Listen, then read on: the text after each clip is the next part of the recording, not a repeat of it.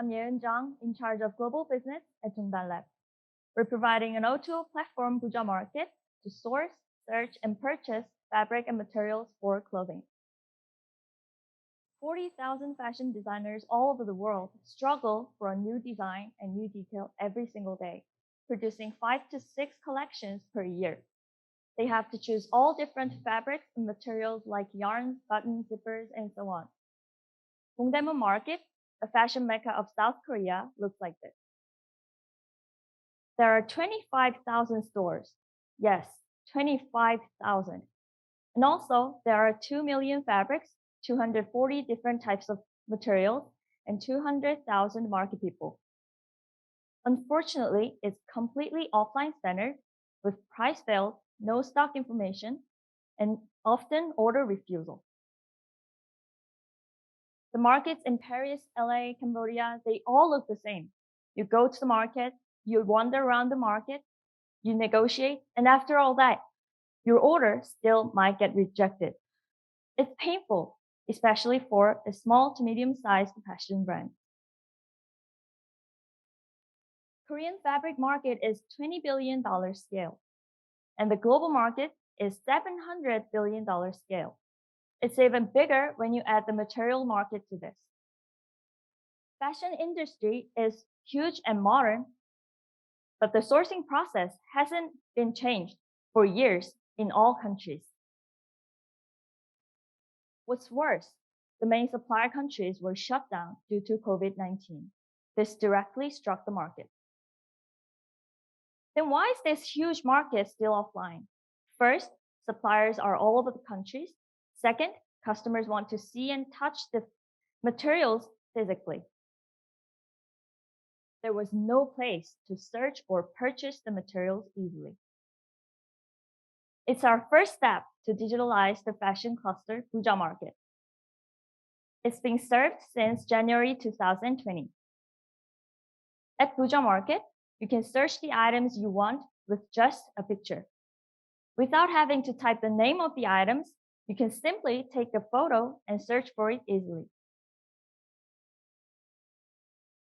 Items are categorized and detailed photos and information are provided.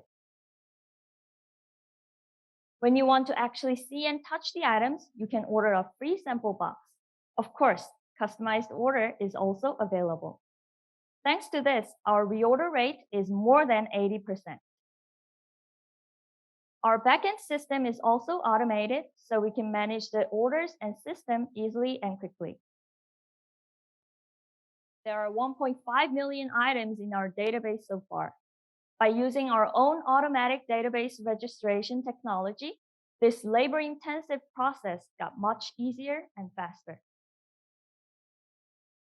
After launching our service, we got 300 B2B customers and $1.3 million in sales. It was 4 times more than before we launched our service. Now we are taking another step ahead. We're going to construct a smart warehouse system with ERP and demand forecast. With this advancement of our business, we're expecting $2 million in sales this year and $10 million in 2022. We'd like to implement and localize our system and technology to other countries and connect to each other, making this huge market borderless. We are experienced and adventurous team. There are 16 team members, including the CEO, with the expertise in development. Aren't you so curious about what would the next global fashion cluster look like with us? Join us this amazing market. Thank you for listening. Thank you very much, Yeon, for your presentation. So we have a few questions in the jury. So Junyoung from Samyang Chemical, please ask your question. Thank you for your pitching. The sample box service are likely use a lot of cost for delivery. So is there any way to increase the purchase conversion rate and reduce logistic costs? Actually, we were worried about the cost of sample box also, but it turned out to have high rate of reorder through the sample box service. So we have this small piece of fabrics or materials sending it to the customers in the box, and they check the quality and the spec of the items. And this service is more focusing on reducing the purchase of useless purchase.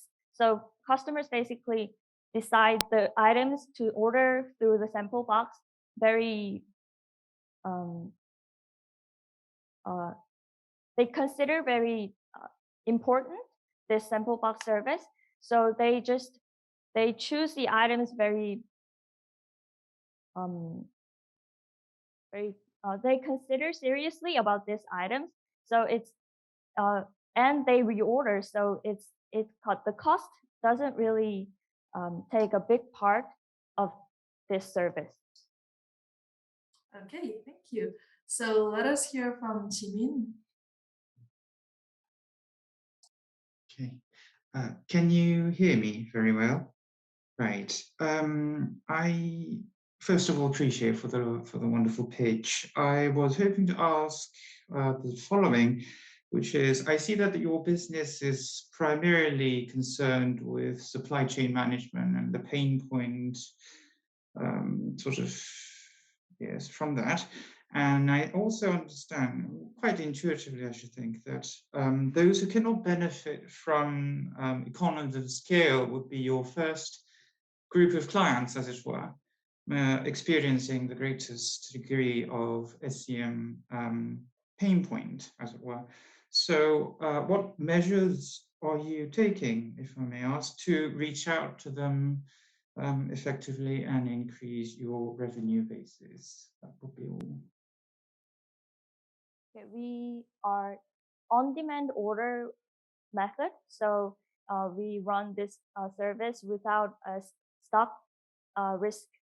So we get the orders from customers and we order right away to our suppliers, and we give the items to the customers directly. So there is no stock risk to our service. And so the customers lower their stock management risk, and the price is more reasonable than the offline markets. So we just simplify our supply chain. So because we just directly supply the items to the customers from our supplier. So that's the basic structure of our service. Thank you very much. So another question from Jan Gosnell from Creative Valley. Yes, thanks a lot for your presentation. It's a very interesting concept. I think sourcing is a key issue for producer. So my question is very concrete: what is the level of order of a customer, on what kind of customer already use the platform? There are main three customer categories. First one is small to medium-sized designer brands, and the second one is sewing factories, and third one is a clothing production platform. Like you order such clothes to produce to the platform, and they are going to make you those types of clothes you want. So those three are our main customers. So we are mainly focusing more on small to medium-sized fashion brands. Okay, Marco from Fashion Technology Accelerator. Yeah, thank you. This is going to be very quick. I actually saw that you didn't mention any competitors, as I had the chance to see, for example, Swatch On, that also comes from Korea and works always in the fabric. What do you do differently compared to them?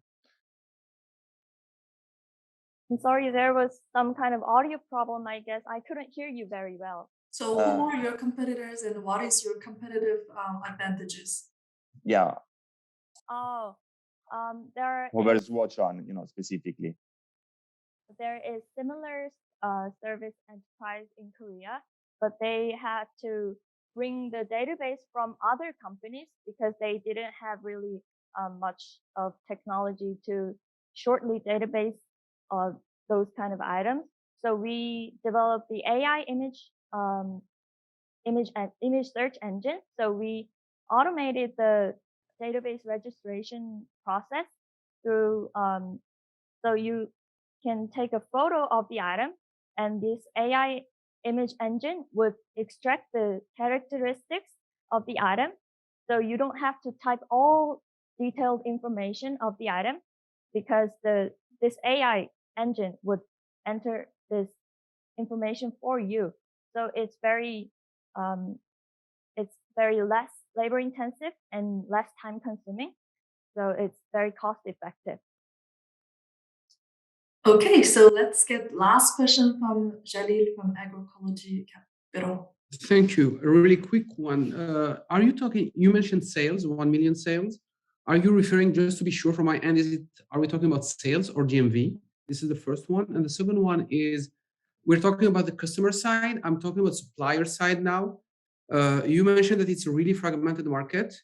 How are you onboarding small shops, mom and pop shops, with low access to technology in order to get like a high footprint from the supply side?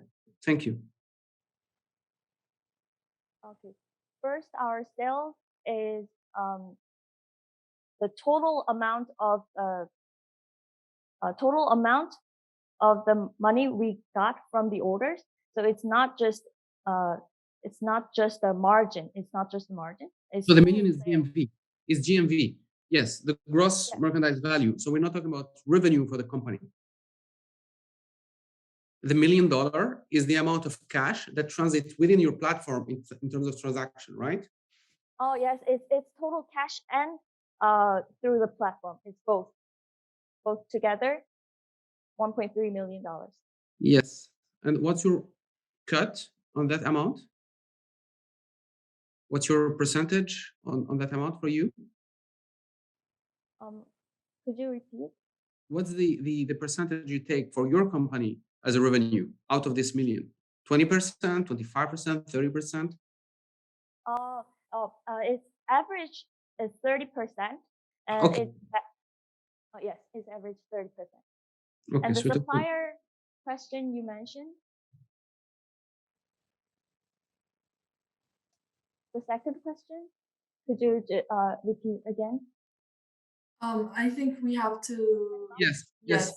So from the supply side, how are you onboarding small shops that I assume constitute the vast majority in terms of numbers of the supply side, in order to give them access to the technology for them to be onboarded on the platform? Otherwise, we'll be just targeting high tech or tech-educated suppliers. Okay, so they are not really tech friendly yet. So we are doing the work to register the items so far, and we are planning to make this platform for the suppliers, but we are still simplifying the registration process for them based on image, based on the pictures, so they can use this platform easily. But it's our work still, but we have to give them the opportunity to use this technology, I guess. Yeah. Thank you. We're working on it still. Okay, thank you very much, Yan, for your presentation and your responses.